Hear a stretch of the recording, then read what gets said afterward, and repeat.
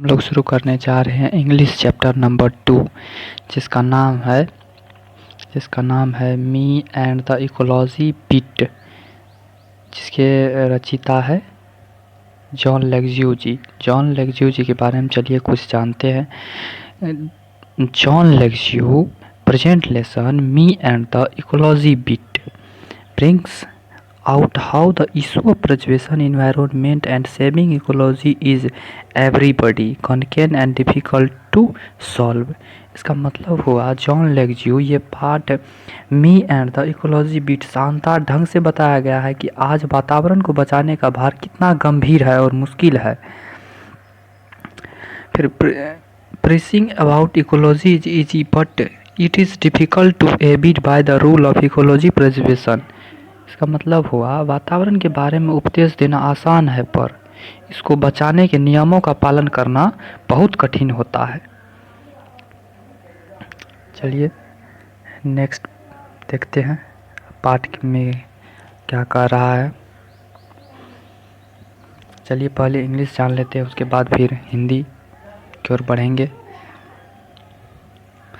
बोलता है sure it is hard to get people to work for ecology. इसका मतलब हुआ यह निश्चित है कि लोगों को आज मनुष्य और वातावरण को जोड़ने के विज्ञान पर काम करना बहुत कठिन है।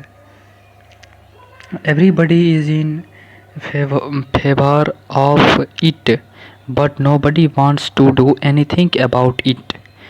Eight last I am doing something, going around telling people what they should do, but all I get is a lot of talk back। इसका मतलब हुआ हर कोई इसके पक्ष में है पर कोई कुछ करना नहीं चाहता। कम से कम मैं कुछ कर रहा हूँ क्योंकि मैं लोगों को बता रहा हूँ कि उन्हें क्या करना चाहिए, पर मुझे लोगों का पीछा बात करना ही मिलता है। देखिए यहाँ श्योर मतलब होता है निश्चिंत होना। यहाँ इकोलॉजी मतलब होता है मनुष्य और वातावरण के संबंधों का विज्ञान।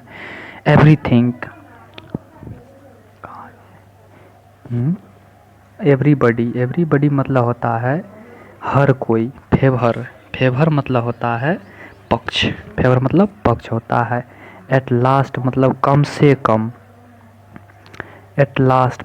कम से कम। टॉक बैक मतलब होता है यहाँ टॉक बैक मतलब होता है पीछे बुराई करना। चलिए अब फिर नेक्स्ट स्टांजा को देखते हैं। फिर बोलता है I have this paper route मतलब हो गया मैं इस पेपर के माध्यम से काम करूँगा। My father had one when he was a kid, so he made me get one last year. Between it and my homework I hardly have time for playing ball and stop someday I get in only a few inning।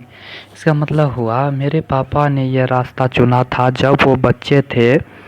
उसके और मेरे घर काम के बीच मेरे पास इतना कम समय रहता कि मेरे पास खेलने को समय नहीं रहता था। कभी कभी तो मैं कुछ ही पालियाँ खेल पाता था। चलिए नेक्स्ट जानते हैं चौथा। But any how on yesterday when I collect. इसका मतलब हुआ कि पर जो भी हो शनिवार को मैं वातावरण रक्षण पर काम करता था। फिर I put in a good work for ecology like last Saturday morning it was a good collecting day. It had just turned spring and a lot of people were outside. इसका मतलब हो गया जैसे पिछले शनिवार सुबह को अच्छा दिन था, बसंत ऋतु था, लोग बाहर थे। चलिए चौथा स्टांजा देखते हैं। Five stanza. I went to Mr. Williams' house as usual. He tried to pretend he's not home, but I see him burning leaf in a background, so he's struck। यहाँ देखिए, इसका मतलब हुआ मैं मिस्टर विलियम के घर गया। हमेशा की तरह उन्होंने दिखाया कि वो घर पर नहीं है, पर मैंने देखा हूँ कि वो घर के पीछे पत्ते जला रहे हैं। फिर he pays me and I tell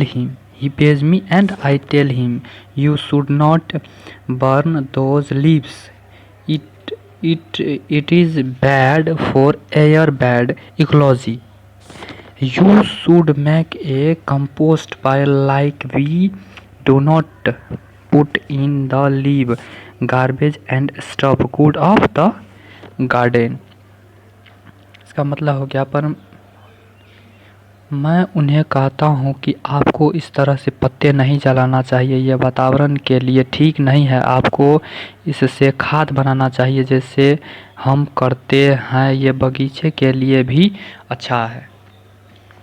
चलिए नेक्स्ट संजा छठा पढ़ते हैं। He does not agree or hung his head in shame। He says that compost pile is your job at home, Jim is not it। इसका मतलब हो गया, ना तो वो मानते हैं ना और शर्म लगता है, और कहते हैं जिम ये खाद बनाने का काम तुम्हारा है, मेरा नहीं। चलिए नेक्स्ट स्टांजा पढ़ते हैं। यस आई से proudly which should stock the idea I had working with compost which I do. इसका मतलब हो गया, हाँ मैं गर्व से कहता हूँ मैं खाद बना सकता हूँ, भले मुझे पसंद कुछ खास नहीं। इसका मतलब ये हो गया। चलिए अब 8वां स्टांजा पढ़ते हैं। Mister William says well done, you take a lot more problem with it, put enough dirt on top of each layer, then we would not have this noise pollution। इसका मतलब हुआ, मिस्टर विलियम्स कहते हैं आप थोड़ा और परेशानी लेकर इस खाद बनाने की प्रक्रिया पर धूल डाल क्यों नहीं देते, जिससे नाक का प्रदूषण कम होगा। देखिए मिस्टर विलियम्स क्या कर रहे हैं। चलिए नामा पढ़ते हैं। Wow I say you mean noise pollution. No he says I mean your compost smell of the whole street. इसका मतलब हुआ, मैं कहता हूँ आपका मतलब है ध्वनि प्रदूषण। वो कहते नहीं, आपका खाद गंदा बदबू देता है और पूरे सड़क को महका देता है। देखिए मिस्टर विलियम्स क्या कहते हैं। चलिए आज के लिए बस इतना ही, मिलते हैं नेक्स्ट वीडियो में। आप लोग कृपया चैनल को सब्सक्राइब कर ले, जिससे इंग्लिश का हम पूरा लेसन ख़त्म करने वाले हैं इसी चैनल पे। आप लोग इस चैनल को सब्सक्राइब कर सकते हैं।